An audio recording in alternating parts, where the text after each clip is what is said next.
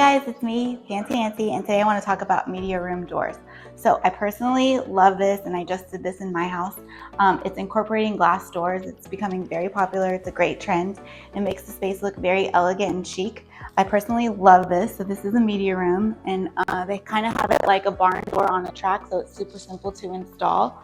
And they kind of stack right here on the walls, and then like here's the room. Believe it or not, it is actually does really well with the sound.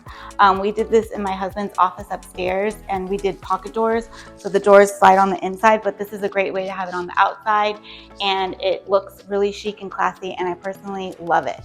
You can purchase these doors off of Amazon, or if you just Google like glass interior doors, like a million websites come up. We got ours online as well. And again, it's just something different, and it's becoming really popular, but it does make the space look grand because you can see through it, and it's tall and very linear. So that's Nancy Fridays for today, and hope everyone is living just fancier.